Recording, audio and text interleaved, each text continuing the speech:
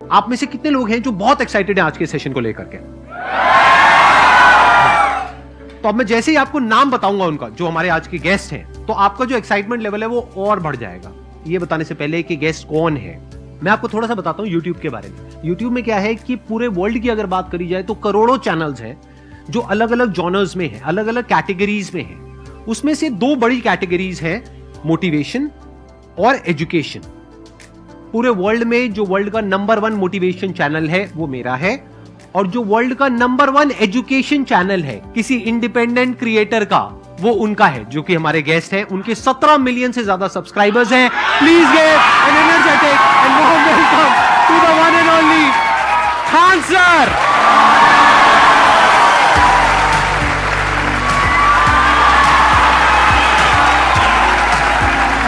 क्या हाल चाल जी, कैसे हैं आप?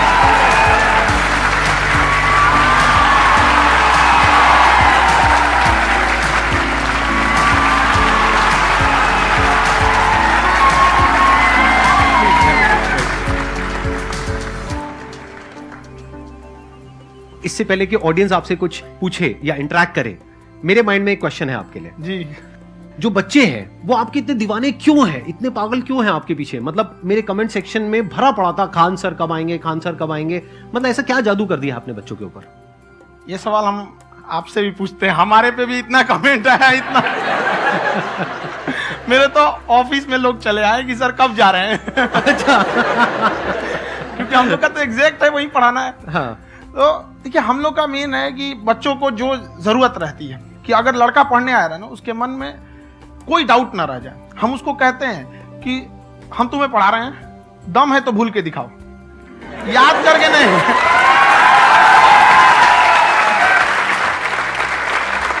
प्लस आप जिस प्राइस पॉइंट पे पढ़ा रहे हैं, आई थिंक वो सबसे कम है, वो बहुत ही कम है।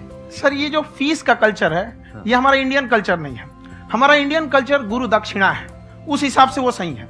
ऑक्सीजन जैसे जिंदगी के लिए जरूरी है, वैसे एजुकेशन जरूरी है। वो ये नहीं कह सकता है कि पैसे की वजह से वो खान सर के यहाँ से लौट गया। क्या बात है।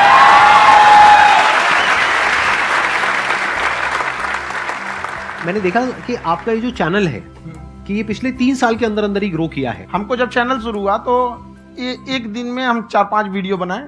एक हमको कुछ आता, आज भी नहीं आता इतना, तो हम देख के कैमरा उमरा तो हम कंफ्यूज हो गए, बाप रे। तो हम एक ही दिन में वीडियो शूट किया, पढ़ाने वाला टॉपिक था हमको। उसके बाद कभी वीडियो नहीं, 6-7 वीडियो एक ही बार शूट कर लिए। और एक जो थे जिनका कैमरा वगैरह था, मेरे पास कैमरे भी नहीं थे उस टाइम, और कैमरा 35,000 का था। तो 6 महीना इसी में लग गया, जो 35,000 इसी में फंस जाएगा। तो उनके कैमरे से शूट किए, उन्होंने कोई चार्ज लिया। उसके बाद हम छोड़ ही दिए। लॉकडाउन लगा, तब हम कहें आप कैसे पढ़ाएंगे? वो तो 1 दिन 2 दिन करते करते अचानक लंबा हो गया। तब हमको याद आया कि ओहो, मेरा एक चैनल भी है वहाँ पे। तो उस समय उस पर लगभग 30,000 सब्सक्राइबर हो चुके थे। तो जैसे लॉकडाउन लगा तो उस पर पढ़ाना चालू किया, और पता नहीं क्या लोगों को पढ़ाई में इतना इंटरेस्ट आ गया कि आपका स्टाइल ऐसा है थोड़ा सा। आप आई थिंक पढ़ाई के साथ साथ में जो बीच बीच में आप थोड़ा बहुत छोड़ते रहते हैं ना, मतलब जो एंटरटेनमेंट चलता रहता है। ये बात हम देखिए, जब हम गुलाम थे ना, तो अंग्रेजों ने एक चाल चला था कि भारत को हम फिजिकली गुलाम रखेंगे 100-200 साल, मेंटली 1000 साल कर देंगे। उन्होंने पढ़ाई का मॉडल चेंज कर दिया। उन्होंने ऐसा डिजाइन किया कि ये टीचर की रिस्पॉन्सिबिलिटी है, वो पढ़ा के चला जाए। टीचर की रिस्पॉन्सिबिलिटी यहां खत्म नहीं हो जाती है। पढ़ाना तो कोई भी पढ़ा सकता है, टीचर की इससे बड़ी रिस्पॉन्सिबिलिटी होती है उसे समझाना। वो समझा कि नहीं समझा। अगर लड़का आपके समझाने के बाद डाउट रह गया तो ये आपकी गलती है। लड़का हमसे पूछता है सर इतनी भीड़ है आपके पास, तो कहते सर डाउट कैसे पूछेंगे? हम कह रहे यार तुम्हारा डाउट बचेगा तब ना पूछेगा तुम डाउट यहाँ पे।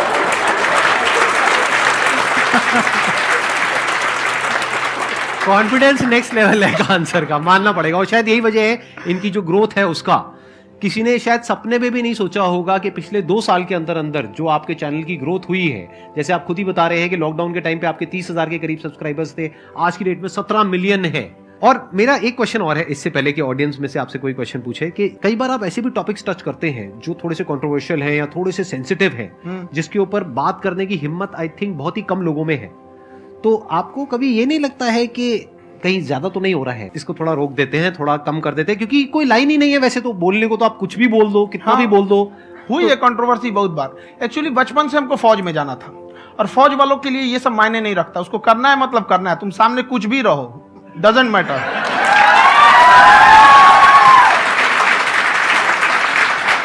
और मैंने YouTube पे देखा कुछ वीडियोस में कि आपका जो इंस्टीट्यूट है वहां पर आज से कुछ साल पहले कुछ बम गिरे थे। हाँ, कुछ गिरे थे, कुछ तो बहुत सॉलिड जगह गिरा था, फटा नहीं वो। मतलब आपके आसपास? हाँ, बम को भी पता है कि टीचर की इज्जत किया जाता है। क्या बात है, क्या बात है। मैं समझ पा रहा हूं कि ये आपके अंदर जो एटीट्यूड है ये कहां से आ रहा है, क्योंकि आप बचपन से ही फौज में जाना चाहते थे, तो आप जंग के मैदान में ही खड़े हैं एक तरीके से। बस फर्क ये है कि आपके हाथ में कलम है, हथियार ना हो करके। हथियार से एक आदमी की जान जा सकती है, हाँ। कलम से बहुत ताकत होता है। शिक्षा एक ऐसा हथियार है ना, हर कुरीतियों से लड़ सकता है, हर तरह की समस्याओं से। और ये एक ऐसा हथियार है, मेटल डिटेक्टर में भी नहीं पकड़ाता है।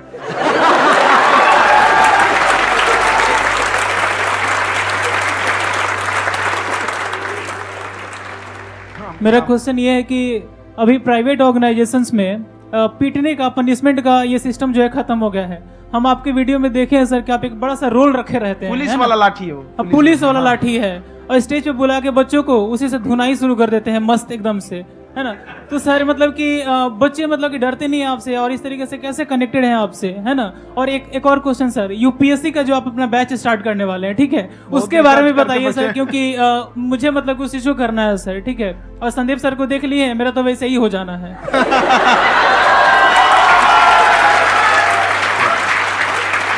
क्या हो जाना है? मेरा पूरा कंप्लीट करो। I'll be an IAS officer next year because I have seen you, sir. My day is like complete, sir. All the best. Thank you so much, sir. Thank you. पूरा बोला करो। Thank you. देखिए, लड़कों को जहां तक पीटने की बात है, जब पढ़ाने की बात आएगी तो उसको हम पूरे बेहतरीन ढंग से पढ़ाएंगे। लेकिन जब सजा देने की बात आएगी ना, तो वो भी बेहतरीन ढंग से होगा। ऐसा थोड़ी होगा कि बस एक ही चीज बेहतरीन ढंग से होगा। और डर का होना बहुत जरूरी है। ये डर भी अपने आप में एक मोटिवेशन है, क्योंकि जब आपके अंदर एक थोड़ा सा डर रहे ना, तो डर के भागिए मत। एक ऐसा डर जिसको आप लगे कि नहीं नहीं थोड़ा सा और करने की जरूरत है, फिर तो ये हम इसको क्रॉस कर जाएंगे आप। तो लड़कों के अंदर ये डर बनाना भी जरूरी रहता है। और रही बात यूपीएससी वाले की, जो आपने बोला, बहुत सारे लड़के वेट कर रहे हैं यूपीएससी की, क्योंकि 2-2.5 लाख फीस सारे लोग एफोर्ड नहीं कर सकते। और हमारा वही रहता है, हम तो ज्यादातर हमारे स्टूडेंट देखेंगे तो किसी के रिक्शा वाला, सब्जी वाला, यही लोग, इनको तो 2.5 लाख रुपया, इनके पास पूरी संपत्ति नहीं होती है, फीस कहाँ से भरेंगे वहां पे, उसके बाद रहेंगे कहाँ से। तो ऑल ओवर इंडिया से, कश्मीर से कन्याकुमारी तक, गरीब से गरीब भी लड़का उसको पढ़ सकता है। यही कुछ 1000 रुपये मंथली, 12-14 हजार साल का पड़ेगा, खत्म हो जाएगा इतना में।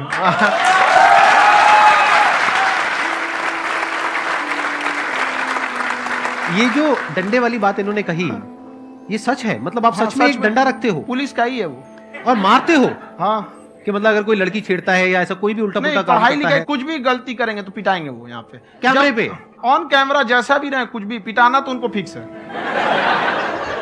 एक तो कोई मतलब विधायक जी थे, उनके लड़का को पीट दिए, तो चला दल बल लेके अपना वहां पे। उसने घर पे नहीं बताया था कि सर ने पीटा है, बस बोल दिया कोचिंग में पीटा है। बाद में पता चला हम पीटे हैं, तो उसके पिताजी मेरे सामने और पीटे।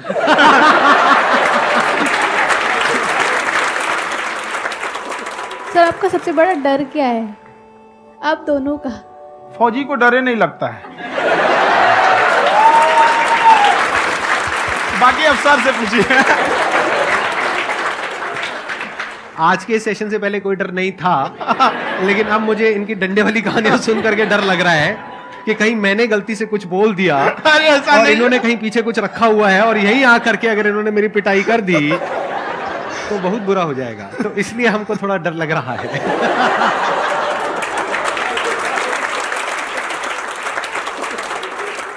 आपकी डेली कितने घंटे क्लासेस होती है? 6-7 घंटे। अभी भी खुद ही करते हो आप? हाँ, खुद ही हमारे classes स्टाफ करते हो? परेशान रहते हैं। हम 1:30-2 बजे सोते हैं, सुबह 6 बजे उठ जाते हैं, परेशान रहते हैं। यार इतना क्यों करते हो, है ना? कभी क्योंकि उनको भी साथ साथ लगना पड़ता है ना। उनको साथ साथ लगना पड़ता है। हम जग गए तो कोई सोया थोड़ी रहेगा, परेशान रहते। दिन में सोते ही नहीं है बेचारा, कहीं कहीं जाके सोते रहता है। हम सीट बांध दिए कि भाई तुम इस समय सो जाना, तुम इधर सो जाना। आपकी शादी हो गई है नहीं हुई है अभी? मेरी खुशहाली देख के आप आइडिया लगा सकते हैं।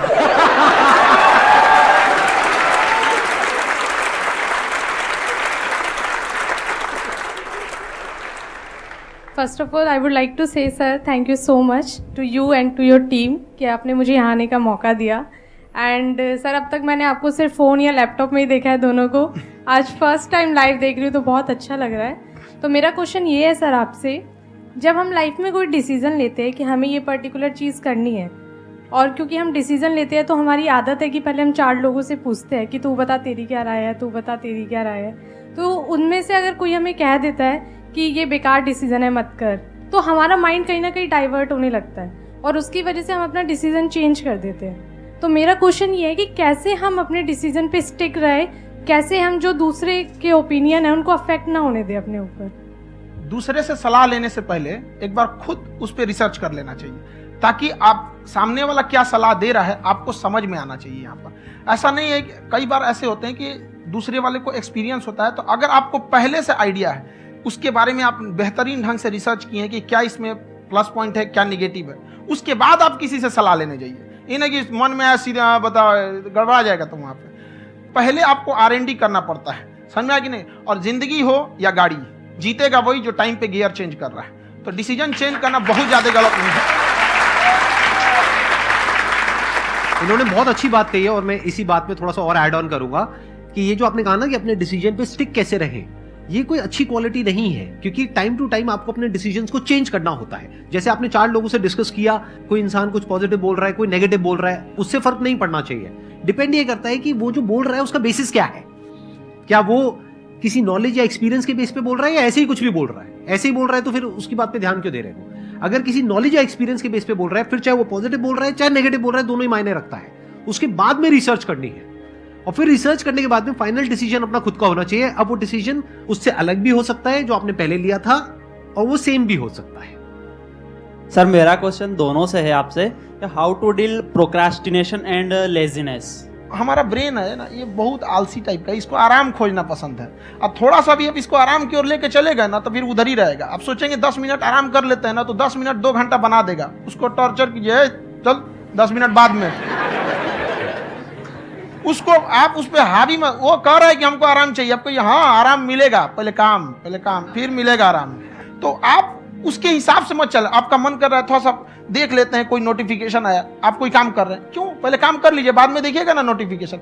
आप हावी मत होने दीजिए यहाँ पे। अगर आप 5 मिनट भी थोड़ा सा लूज पड़े ना, थोड़ा सा कमर सीधा कर लेते हैं, 2 घंटा बर्बाद कर दिया आपको। हावी मत होने दीजिएगा उसको अपने ऊपर। प्रोक्रेस्टिनेशन को तोड़ने का एक ही तरीका है, सबसे छोटे लेवल पे ले जा करके उस गोल को तोड़ दो। यानी वो गोल बहुत बड़ा है, उसको ब्रेक डाउन करो, उसके सबसे पहले स्टेप पे आ जाओ कि उसको अचीव करने का सबसे पहला स्टेप क्या है। जैसे गाड़ी चलाना सीखना है, उसका सबसे पहला स्टेप क्या है? अगर घर में कोई नहीं है सिखाने वाला या सिखाने वाली, तो बाहर जा करके जो गाड़ी का ड्राइविंग स्कूल है उधर जा करके पैसे दे दो। अब फंस गए ना तो फंसा दो अपने आप को। दिमाग ये लगाओ कि अपने आप को कैसे फंसाया जाए। जब हम फंस जाते हैं ना तो फिर हमको वो काम करना ही पड़ता है। Then there is no looking back. जब तक आप सोच रहे हो तब तक सोच रहे हो, उसको बोलते हैं पैरालिसिस ऑफ एनालिसिस, कि आप सोचते चले जा रहे हो अपने माइंड में, मैं ये करूंगा वो करूंगा वो करूंगा वो करूंगा, और प्रोक्रेस्टिनेट हो रहा है, वो चीज टलती चली जा रही है। तो उसको छोटे से छोटे लेवल पे ब्रेक डाउन करके उसको कर दो, दैट इज नंबर 1। और जैसे ही करना शुरू करते हो, कोशिश करो कि उसको जब तक कि आप सही से नहीं कर लेते हो उसको छोड़ना नहीं है, तो आपकी लेजीनेस भी खत्म हो जाएगी। कई लोगों को तो हमने देखा जो सप्ताह में कुछ भी नहीं करता, वो भी संडे को आराम कर रहा है।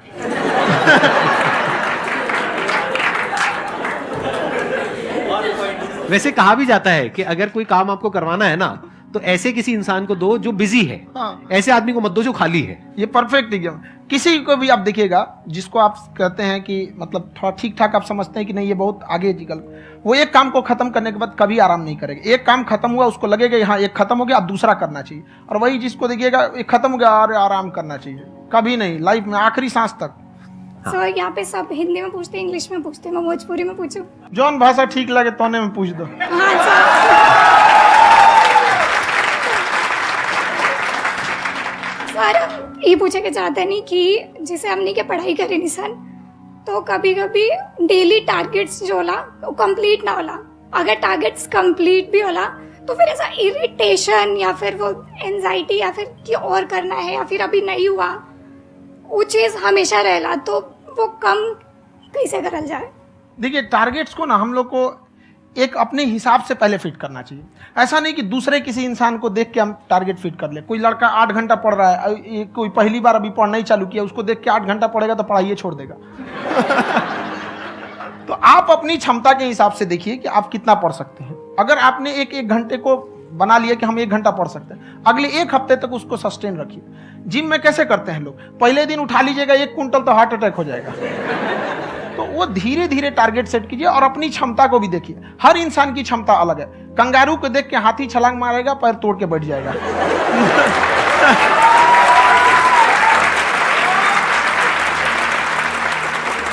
अब संदीप सर का मोटिवेशन देख के इसका मतलब क्या कि ट्रेन के आगे खड़ा हो जाएंगे, ढकेल देंगे तुमको। हालांकि ऐसा कर देते हैं, लेकिन ऐसा करिएगा लोग नहीं, क्षमता पता होना चाहिए। आपके अंदर एंजाइटी हो रही है कि मैंने कर तो लिया है, आप ये नहीं कह रहे कि मैंने कुछ भी नहीं किया है फिर मेरे को एंजाइटी हो रही है, आप ये कह रहे हो मैंने काफी कुछ कर लिया है फिर भी एंजाइटी हो रही है कि कहीं कुछ छूट तो नहीं गया है। तो बेसिकली आपको ये देखना है कि अगर आपके अंदर ये एंजाइटी हो रही है, that means you are a very good student, आप एक अच्छे स्टूडेंट हो। क्यों? क्योंकि बहुत सारे स्टूडेंट्स तो ऐसे हैं उनको पढ़ने के नाम से एंजाइटी होती है। तो आपको एंजाइटी हो रही है कि मैंने पढ़ लिया, दिन में मानो 8 घंटे का आपने टारगेट सेट किया और 6 घंटे पढ़ लिया, या मान लो 8 घंटे भी पढ़ लिया, फिर भी एंजाइटी हो रही है कि मैंने 10 घंटे नहीं पढ़ा। तो ये तो अच्छी क्वालिटी है ना, ये तो एक ब्रिलियंट स्टूडेंट की क्वालिटी है, क्योंकि एंजाइटी उसी को होती है जो केयर करता है, जिसको परवाह है, उसी की तो एंजाइटी होती है। जैसे माँ को अपने बच्चे की, जैसे एक माँ को अपने बच्चे को लेकर के एंजाइटी होती है। हंस लो मजाक उड़ा लो। कोई बात नहीं, एडिट कर देंगे इसको हम। हाँ।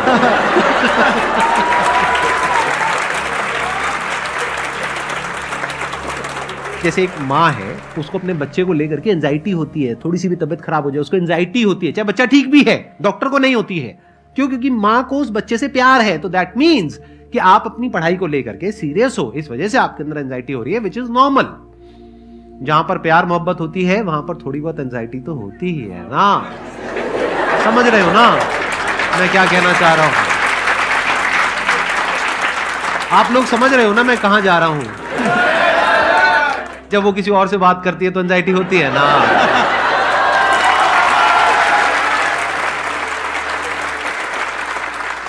सर आपकी स्टोरी हमने सुनी थी, तो एक टाइम आया था जब आप गंगा किनारे जाके बैठ गए थे, उस समय आपको कुछ समझ नहीं आ रहा था, तो उस समय मतलब आपने ये डिसीजन कैसे लिया कि अब आगे नहीं, यहाँ से वापस जाना है? रास्ता ही नहीं था।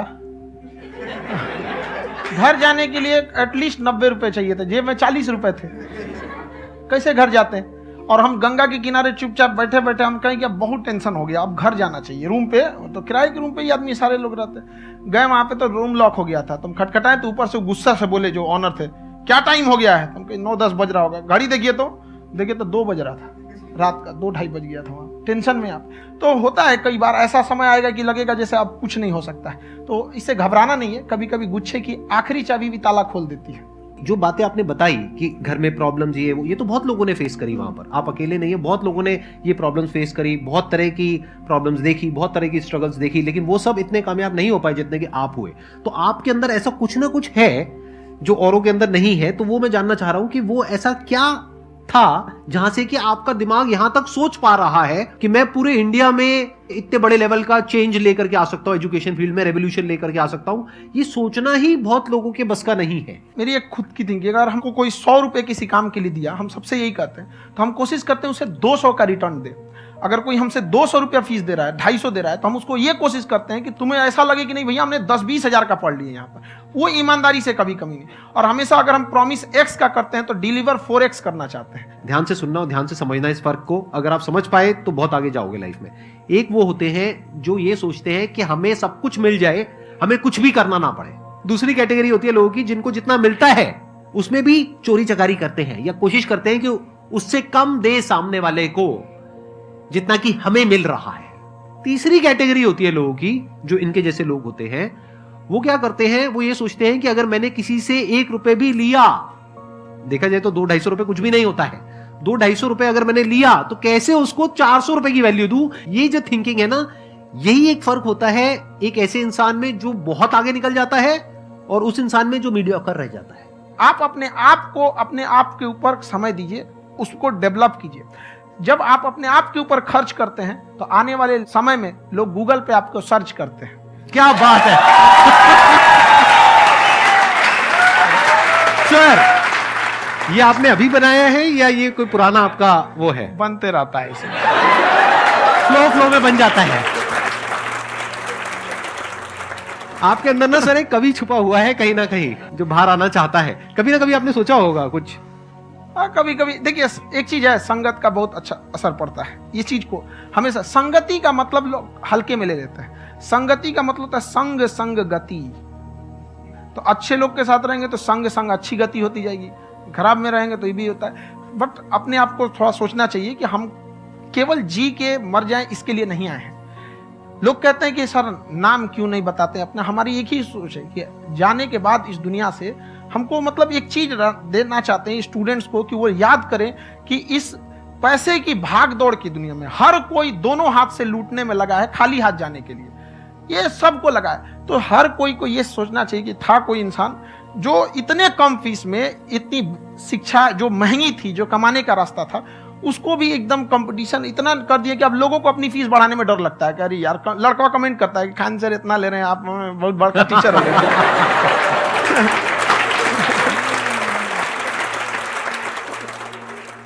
खान सर की एक क्लिप है, ये समय और समझदारी में बहुत फर्क होता है। अगर समय रहते समझदारी आ गई तो इंसान कामयाब हो गया, लेकिन अगर समय चला गया फिर समझदारी आई फिर तो बेकार है। तो सर मतलब कुछ आपको ऐसी चीज लाना चाहिए जो मतलब बच्चों जो तैयार हो रहे हैं उनको ये चीजें मतलब एंड टाइम पे दिखे। समझ रहे आप मेरी बात? नहीं समझ?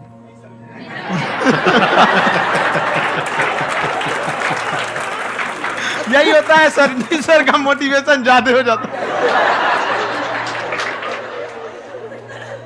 जब आप स्ट्रगलिंग फेज में हैं तो कम से कम चीजों को अपने ऊपर खर्च कीजिए, ज्यादा से ज्यादा सीखने में खर्च कीजिए। अगर आपको राजा बनने का शौक है तो गुलाम की तरह मेहनत करना सीखिए, तब राजा बनेंगे।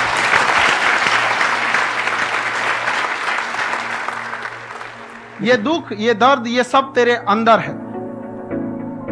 तू अपने बनाए इस पिजड़े से बाहर निकल के देख, तू अपने आप में एक सिकंदर है।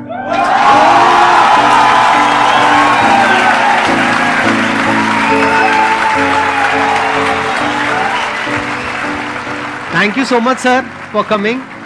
बहुत मजा आया मेरे को आपके साथ में इंटरेक्ट करके। आई एम श्योर आप लोगों को भी बहुत मजा आया होगा।